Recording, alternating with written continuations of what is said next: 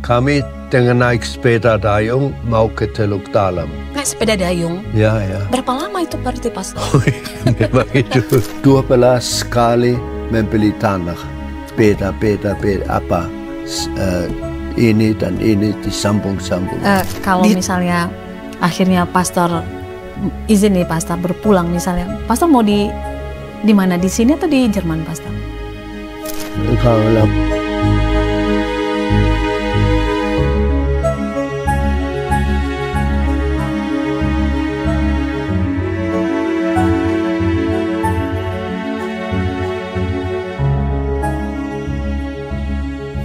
Selamat datang Pastor Yohanes di Nahya Podcast. Selamat ketemu, terima kasih. Ya ahobu Pastor.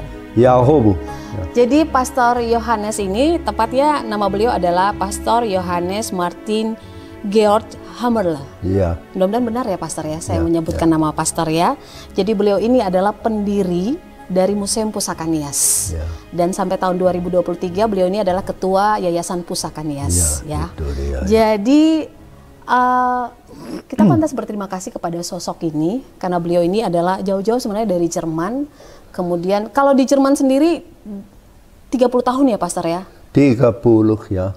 30 tahun ya. Dan sekarang usia beliau adalah 84. Masih muda Pastor ya? Berarti sudah 54 tahun di sini. 54 tahun di Indonesia, di Nias ya Pastor ya? Selalu di Nias. Selalu. Bagi Pastor Nias itu apa menurut Pastor, bagi Pastor Nias, Kepulauan Nias ini? Ya, satu pulau seperti di samping Sumatera, seperti tidak begitu penting, tidak begitu diketahui umum dulu ya. Berarti hanya satu pulau kecil, walaupun di sini lebih banyak, dan dengan penduduk yang melulu orang Nias ya. Waktu pertama kali ke Nias itu tahun berapa, Pastor? Pertama kalinya tahun 71. Itu dengan kapal Agape. Agape ya. Tapi dari Jerman ke Indonesia saat itu? Oh, dari Jerman dengan kapal kargo, kontainer, Bayernstein dari Hamburg. Itu 1 bulan lamanya keliling Afrika. Sampai di Singapura. Baru dari Singapura naik pesawat ke Medan, Polonia. Nah, saat sebelum sampai ke Nias, Pastor, apa yang Pastor ketahui saat itu tentang Nias? Oh, tentang Nias, tentu karena ada misi Katolik di sini, Kapusin, tentu tahu tentang itu ya. Atau umpamanya yang dulu di sini menjadi uskup Krim, Uskup Petrus Gratian Krim, kalau dia waktu Konsili Vatikan kedua juga selalu ke Jerman ketemu, ya. Ketemu dengan dia sekali juga, dia bilang, usahakanlah supaya cepat selesai dengan studi, supaya bisa datang. Ke Nias. Tapi saat itu Pastor ketika artinya kan diutus ke Nias, tidak merasa, aduh jauh sekali dari Jerman Nias ini? Tidak dirasakan, karena sudah kian ada minat untuk pergi ke daerah misi. Ya. Papa Uda, ya, abang dari ayah saya, dia dulu di Cina, misionaris di Cina. Ya. Jadi sudah dulu selalu ada pikiran sama saya juga ke misi. Dulu hanya saya pikir maunya Cina, tidak bisa lagi. Ya. Tapi kemudian karena misionaris kita dari Cina ditugaskan di Nias ya ke sini. Nias, ya. Jadi seorang anak muda saat itu usia 30 tahun diutus ke Nias. Diutus ya. Terpikir bahwa akan selama ini di Nias saat itu Pastor? Atau mungkin mikir sebentar aja 1-2 tahun atau gimana Pastor? Tidak. Tapi sebenarnya tidak hanya langsung diutus ke sini saya, melainkan kami 2 yang datang. Yang lain orang Pastor Italia dan saya. Kemudian sampai di sini dikatakan seorang ke Sumatera, seorang ke Nias. Seandainya saya boleh pilih, saya mungkin pilih Sumatera yang lebih luas. Untuk apa lagi ke pulau kecil ya. Tapi saya ditugaskan ke Nias. Saat itu bagaimana ketika akhirnya ditugaskan ke Nias itu bagaimana? Ya, saya terima itu dengan baik ya. Dan mulai di sini di Gunung Sitoli, mulai dalam hidup mereka di sini mempersiapkan diri untuk semua pekerjaan ya. Oke. Apa kesan pastor saat itu ketika sampai di Pulau Nias tahun 1971 pastor ya? 71 pertama kalinya, Iya. hanya sebentar. Tapi kemudian 4 bulan lagi di Sumatera untuk bahasa Indonesia, baru 72 awal tahun ke Nias. 72. Apa kesannya saat itu tentang Nias? Apakah pastor saat itu sudah melihat bagaimana budaya Nias yang sangat luar biasa atau bagaimana? Belum melihat budaya. Waktu itu hanya fokus itu gereja Katolik di sini dan ada tempat misi, ada stasi ya, dan nanti dipikirkan ditugaskan di satu tempat dan harus belajar bahasa Nias ya. Saat itu belum tahu bahasa Indonesia waktu pertama kali datang. Ya, ya. Apalagi bahasa Nias ya pastor ya. Apalagi ya, tapi itu baru kemudian di Nias dengan bertemu terus menerus dengan orang Nias ya, pelan-pelan mengerti dan tahu ya. Saat itu apa yang menarik dari Nias ketika pastor pertama kali datang ke Nias? Apa yang menarik saat itu pastor? Ya, keindahan alam atau pinggir laut apa itu semua baru untuk kami di wilayah di pedalaman di Jerman ya. Yang menarik ya pulau. Tapi itu kemudian lebih menarik lagi waktu ke Teluk Dalam ya. Tahun berapa itu pastor? Itu tapi hanya sebentar berkunjung, tapi kemudian kelak juga tahun 72 lebih dan seterusnya ya. Dan di Teluk Dalam baru kemudian ya melihat desa-desa besar di Nias Utara tidak. Hanya di sini di sana ada rumah adat, tapi seperti di Teluk Dalam itu baru melihat itu dan baru menarik itu melihat itu ya. Desa besar, orang Hiliba, Mataluor dan lainnya. Oke. Nah ini kan cikal bakal sebenarnya bagaimana akhirnya pastor memutuskan untuk mendirikan Museum Pusaka Nias. Begitu ya. Awalnya seperti apa pastor saat itu? Masih lama itu. Masih lama. Ya tidak ada pikiran untuk itu dulu. Tidak sama sekali tidak terpikir gitu. Tapi awalnya bagaimana pastor? Awalnya waktu saya di Teluk Dalam tahun 78 sampai 87 ya bertemu dengan berbagai budaya dan apa dan bertemu dan tanya juga ini apa dan orang bilang kalau mau bisa kami kasih atau apa atau mereka mau jual itu kalau pastor tidak ambil kami membawa ke Medan. Di Medan Dr. Samaludin dari Rumah Sakit Jiwa dia membeli banyak barang. Atau ke toko Respon, atau ke Jakarta, atau kemana. Itu pengalaman saya di Teluk Dalam, mereka mau jual cari duit.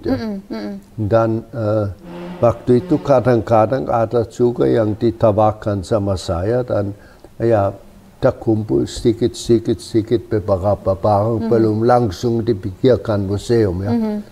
Apa yang pertama kali barang yang pastor dapat? Oh, yang paling belum dari Teluk Dalam di Huno. Huno itu lewat di Danegabo. Kami dengan naik sepeda dayung mau ke Teluk Dalam. Naik sepeda dayung? Ya, ya. Berapa lama itu berarti pastor? Memang itu. Nanti itu tapi di Huno di bawah pondok saya lihat ada papan ukiran dari rumah adat. Bagus ukiran. Tetapi papan itu lebih panjang dari pondok.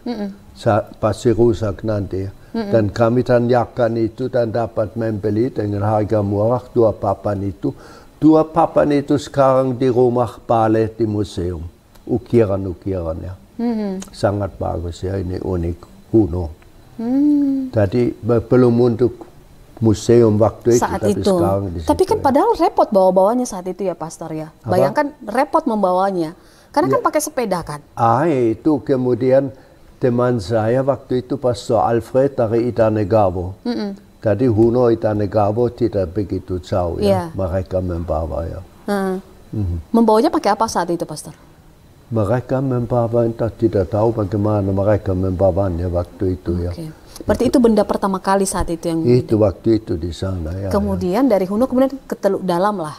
Ke Teluk Dalam ya. Ketemu banyak lagi benda-benda. Oh iya, kalau di Teluk Dalam juga, apalagi kalau pergi ke Lahusagomo, banyak ya, dan apalagi megalit dan apa banyak dilihat ya.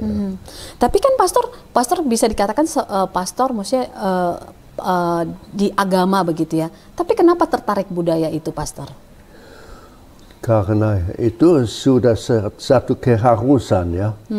Karena waktu Konsili Vatikan kedua di Roma itu beberapa kali berada sesi.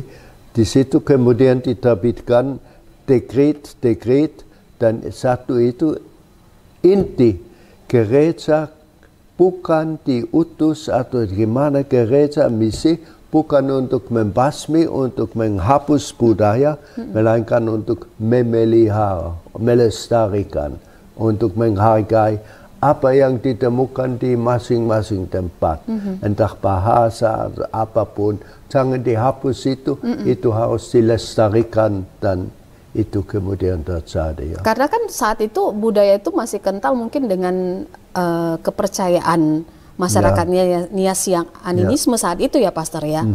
Karena sementara Pastor dengan membawa misi agama begitu, tapi tidak akhirnya malah meniadakan itu ya, Pastor ya. Tidak ini. Tapi beda itu juga kalau di Nias Utara dan Nias Selatan. Di utara, Sabango, desa Sabango. Saya pergi melihat rumah adat yang sudah mau jatuh, pergi sama kepala desa Sabango, tanya apakah bisa ambil beberapa ukiran untuk waktu itu untuk museum. Tidak boleh. Tidak boleh? Tidak. Tahun berapa itu, Pastor? Sudah ada museum waktu itu ya. Tapi itu nampak di situ perbedaan besar utara dan selatan. Di utara kita tidak bisa membeli benda-benda itu atau mendapat itu. Mungkin kepercayaan orang takut kena hukum atau dikutuk dari nenek moyang ya. Tidak boleh dijual, tidak boleh apapun ya. Karena itu orang tanya di museum, tapi pasal mengapa hanya dari Teluk Dalam atau kebanyakan? Ya karena di utara tidak dikasih. Artinya dari utara tidak ada satu benda apapun yang Pastor dapatkan? Pasti ada satu, tapi hampir tidak ya. Dan dari utara memang tidak dikasih, mau tanya tidak. Mau dibeli tidak. Pernah Pastor akhirnya kembali ke tempat itu dan melihat bagaimana kondisinya, apakah tetap terpelihara atau bahkan sudah hancur? Yang di utara yang tadi menolak ketika Pastor ingin. Oh, itu sudah lama jatuh ya. Itu rumah adat dibiarkan jatuh, tidak boleh diambil sesuatu ya. Ada juga dekat Talafu satu rumah adat besar, 3 putra di dalam yang kawin sudah meninggal, tinggal 3 canda. Dan mereka dipondok di pinggir jalan satu-satu. Ada yang menawarkan sama mereka uang 15 juta, bukan dari kami. Mau membeli rumah adat itu dan benda-benda. Tidak boleh. Tidak boleh. Sebenarnya di 15 juta bisa dipakai oleh 3 canda untuk pon. Tidak boleh. Mereka takut ini benda dibawa keluar dari Nias atau seperti bukan, tidak? Takut karena takut hukum itu tadi. Hukum nenek moyang. Oke. Nah, akhirnya ketika memutuskan untuk mendirikan museum itu tahun berapa, Pastor? Yang memutuskan itu akhirnya di sini Ordo Kapusin. Saya dulu sudah punya beberapa barang di Teluk Dalam dan kemudian pikir ya siapa tahu banyak turis di Teluk Dalam. Saya sudah membeli tanah di Pavanahöne, mungkin di situ dekat Simpang Lagunde apa, mungkin di situ bisa. Tapi kemudian ada rapat Kapusin di sini di Gunung Sitoli, dan mereka menekankan kalau budaya Nias dan museum itu bukan untuk turis utama, melainkan untuk generasi muda Nias.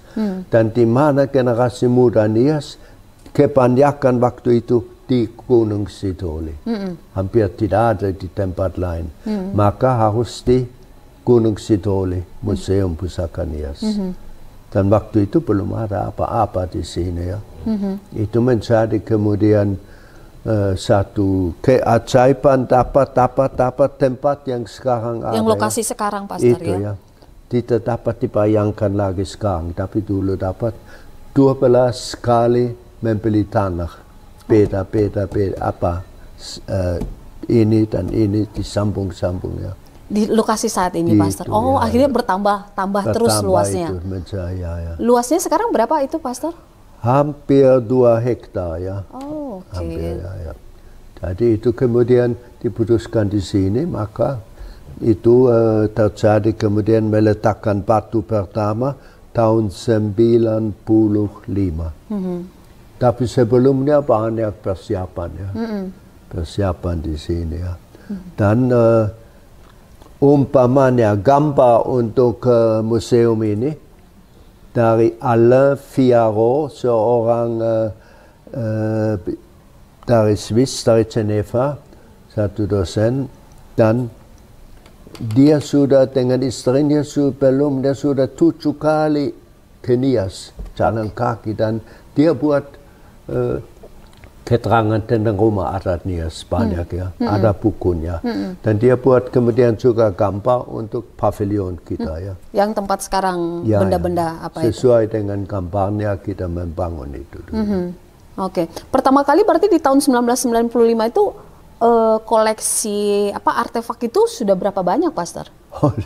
Tidak terlalu banyak. Tidak terlalu banyak. Dan kita buat dulu pameran sementara di mana sekarang kantor ya, ruangan panjang di sana dan di hadapannya di situ dulu ya.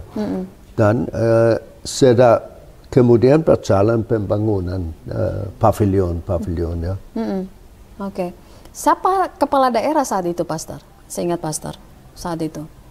Kepala daerah. Berarti masih Kabupaten Nias saat itu ya, Pastor ya? Mereka mendukung saat itu pembangunan museum itu, Pastor.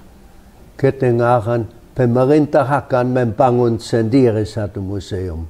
Tidak mendukung itu. Juga kurang tahu apa itu museum ya. Umpamanya datang juga pegawai, dia lihat sama kita di museum, definisi museum apa itu, di situ dia baca dan catat ya. Jadi dari pemerintah daerah belum siap untuk itu ya. Dan mungkin diharapkan juga sesuatu usaha dapat uang income ya, atau proyek. Tidak. Dan akhirnya berarti tinggal hanya usaha kita sendiri ya.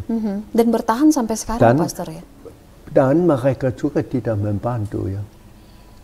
Sendiri tidak dan membantu tidak. Yang pertama itu membantu itu kemudian Lafau, Bupati Lafau membantu jalan masuk ya. Oh, yang jalan masuk ke dalam itu, di aspal. Dia ya. Waktu itu 25 juta, luar biasa waktu itu ya. Itu Pastor langsung ketemu sama beliau, sama Bupati Lafau? Itu di Pendopo ya. Kita buat audiensi dulu ya dengan Lafau. Tapi yang lain lagi dari pemerintahan, kemudian itu waktu ada Pinahati, Baiha ya. Di situ juga ada dukungan ya untuk museum dan bantu. Saya pernah di Laheva 1,5 tahun, dan di Laheva apa yang pertama saya kumpulkan waktu itu tahun 78, 77, riwayat hidup dari Baiha, masih hidup waktu itu ayahnya, ayah dari mantan bupati ya. Dari dia saya copy itu semua. Dan ketika ketemu, beliau akhirnya tahu kalau pastor memiliki riwayat keluarga mereka gitu ya. Itu. Dan beliau pasti senang sekali saat itu ya, pastor. Jadi itu ya. Silsilah pertama yang saya di Nias tulis itu ya. Okay. Yang lain lagi di mana saya dapat sesuatu umpamanya tahun 72 waktu saya di Sianta di Universitas di perpustakaan Nommensen itu saya dapat buku tebal yang bisa saya fotokopi tentang Nias waktu itu ya. Berarti saya kumpulkan sedikit fotokopi tentang Nias. Bukan hanya penta dikumpulkan ya, juga riwayat dan apa ya. Apakah setelah itu pastor selain kalau kemarin kan saat itu ketemu dengan benda-benda yang aduh sayang sekali kalau sampai hancur. Apakah setelah itu pastor sengaja mencari benda-benda itu, menyelamatkannya atau bagaimana pastor? Tidak usah banyak cari, ketemu di sini di sana ya dan ditanyakan ya. Umpamanya di Gomo di desa megalit di atas ya, lupa lah. Satu papan besar ukirannya dari rumah lama. Dan kemudian ya mereka setuju bisa dikasih ya. Itu papan yang 8 meter panjang, manapatana tebal ya. Wow. 12 orang memikul itu sampai ke Sungai Susua. Dan di Susua dihanyutkan sampai ada batu yang menahan ya. Dan batu menahan mereka kemudian takut ya. Oh ada yang nenek moyang menghalangi dan berdoa. Oh begitu.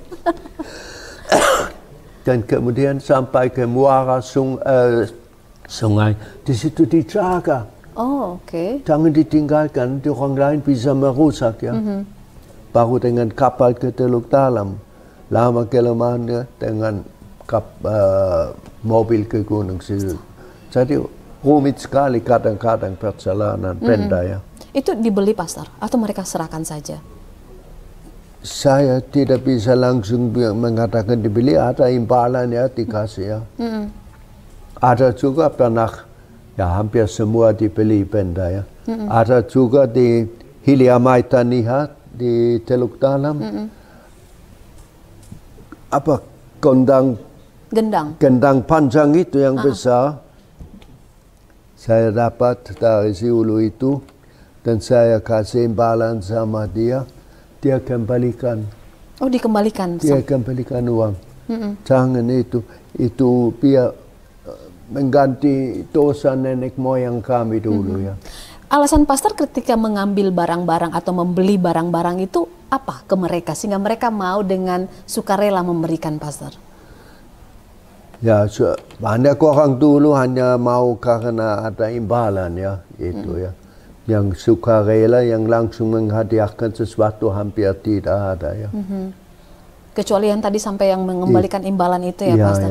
Artinya itu. Mereka tahu bahwa benda-benda ini akan dirawat begitu ya pastor? Ya itu tahu mereka sama saya ya. Tapi yang lain dijual, mereka jual. Oke. Itu banyak ya. Tapi pastor tahu saat itu konsekuensinya merawat benda-benda pusaka kayak gini kan? Bagaimana menjaganya supaya tidak hancur gitu pastor? Ya itu sudah diketahui tentu dirawat, dilestarikan semua, banyak pekerjaan untuk itu. Kemudian perlu sekarang umpamanya sudah diusahakan satu gudang, bukan gudang, storage atau depot, dan di situ disimpan, barang-barang ya. Dan storage itu kita dapat bantuan dari PLN Peduli Museum. Jadi kita simpan. Ini dari semen. Storage yang lama kayu, bisa raya, bisa apa ya. Tapi sekarang itu dengan storage baru, beruntung kita ya. Oke, baik. Pastor, kita tidak terasa bahwa sekarang museum sudah berusia akan ke 30 tahun ya Pastor? 30 Tanggal ya. 10 November nanti. Ya. Apakah ini sudah seperti inikah bayangan Pastor Museum Pusaka Nias hingga saat ini? Dulu tapi sekarang ya tidak usah bayangan-bayangan lain. Pokok kita senang apa yang terjadi dan berusaha supaya makin dilestarikan atau apa itu bisa deh. Oke, Pastor ini karena usia Pastor sudah 84 tahun ya. Aduh, ya. Pastor sudah jadi warga negara Indonesia, Pastor ya? Sudah. Sejak ya. tahun berapa, Pastor? Kalau tidak salah tahun 84 ya kira-kira atau kapan ya. Itu diwajibkan atau keinginan sendiri, Pastor? Dulu ada Menteri Alam Shah, dia mau supaya semua misionaris atau orang Kristen itu keluar dari Indonesia. Kemudian semua gereja-gereja, keberatan, dan dia mengatakan, baik kalau masih perlu mereka, harus mereka ambil kewarganegaraan. Kalau tidak, pergi. Maka kami ambil warga negara Indonesia. Dan kemudian memutuskan tetap tinggal di Nias ini keputusan pribadi atau memang karena dari... Itu pribadi masing-masing, ya. Kenapa masih tetap memilih saat itu tetap tinggal di Nias sampai saat ini, Pastor? Ya, karena saya dulu melihat pekerjaan saya di sini, tugas saya di sini, dan apa itu dan melihat melihat dan banyak tugas saya di sini ya, jangan saya tinggalkan ya.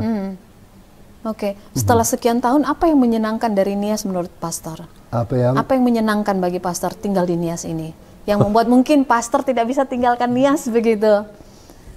Yang menyenangkan saya banyak hal yang dapat dikerjakan dan dimulai dan diusaha itu yang menguntungkan Pulau Nias, masyarakat Nias. Umpamanya dibuat ekskavasi pertama di Tegucigalpa.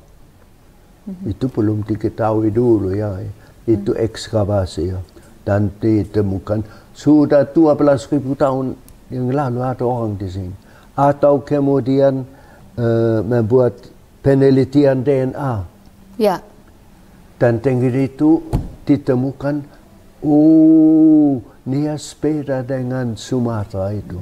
Paling dekat dengan Sulawesi, dengan Filipina Selatan atau Taiwan. Jadi dengan itu ada dulu umpamanya Serius Lase, pendeta.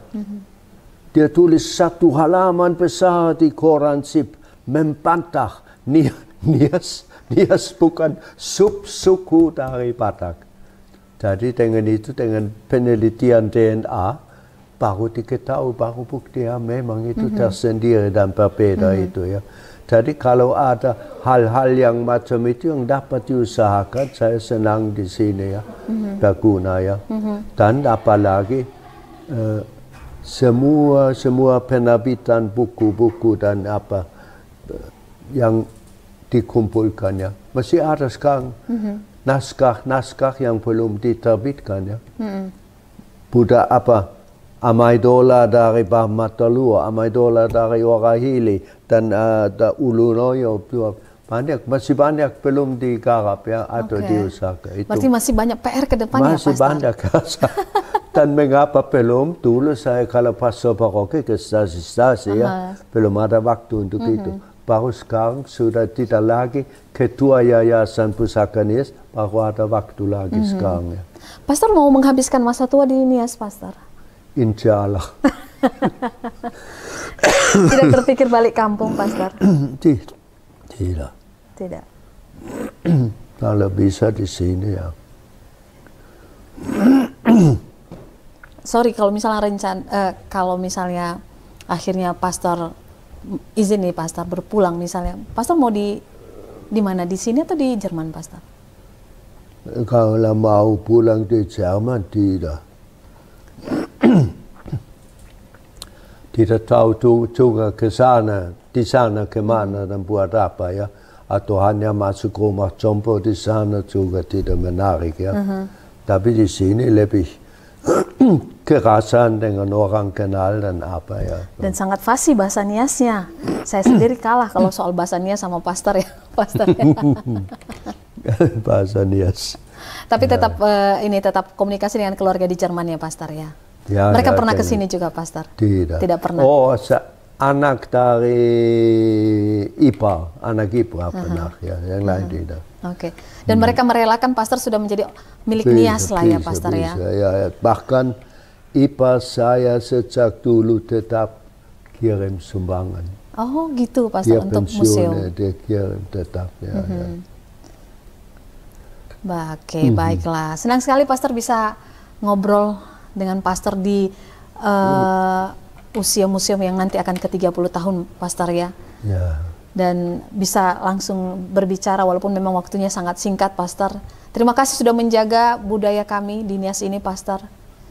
Mengumpulkannya sedemikian rupa hingga kami bisa melihat, kami sekarang bahkan mungkin anak-anak kami bisa melihat budaya itu ya pastor ya. Ya, itu bagus. Iya. Dan bukan hanya melihat itu, melainkan bisa juga diberi inspirasi untuk sendiri mengusahakan atau mencari lagi sejarah dan budaya dan apa ya, supaya melanjutkan itu bagus. Ya. Itu pesan Anda untuk kami ya pastor, untuk anak-anak muda.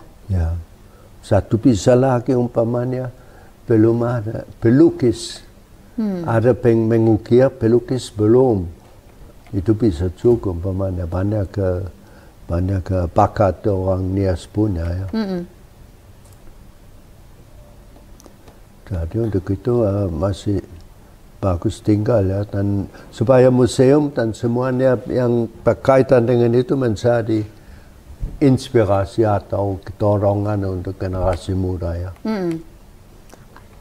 Dan orang luar negeri juga melihat itu di sini, berarti kita bersyukur kalau sudah ada satu tempat di mana di dunia, di luar negeri dapat melihat bagaimana Pulau Nias atau budaya itu ya.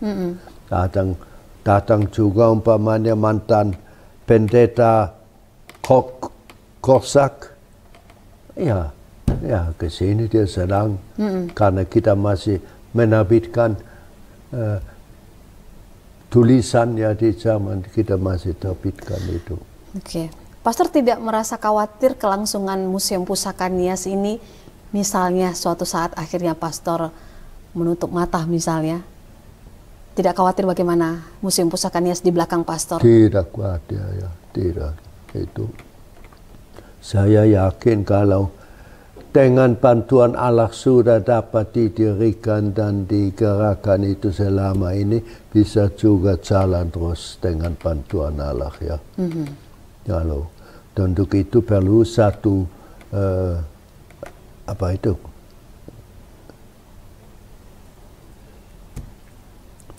staf museum yang menyadari, yang menekuni, yang menghayati itu penting ya. Oke, dan itu sudah ada sekarang di museum? Ada ya. Oke. Baik pastor. Manusia paling penting ya untuk merawat, meneruskannya, dan itu mudah-mudahan sudah ada ya. Ya. Oke, baik. Terima kasih sekali lagi pastor. Terima kasih, alhamdulillah. Saya berdoa mudah-mudahan pastor panjang umur terus deh. Umur? Panjang umur. Ya, kita sampai lihat. ke 90 sampai ke 100 tahun ya pastor. Tidak usah. Sehat-sehat ya Amada. Baik, pendengar dan juga pemirsa, demikian Nahya Podcast kali ini dengan tamu istimewa saya, Pastor Yohanes, seorang pastor yang menginjakkan kaki di Pulau Nias tahun 1971 dan 54 tahun sudah berada di Kepulauan Nias dan akan tetap di sini, bahkan mungkin memilih untuk menutup mata pun di sini ya Pastor ya. Terima kasih sekali lagi Pastor dan sampai jumpa.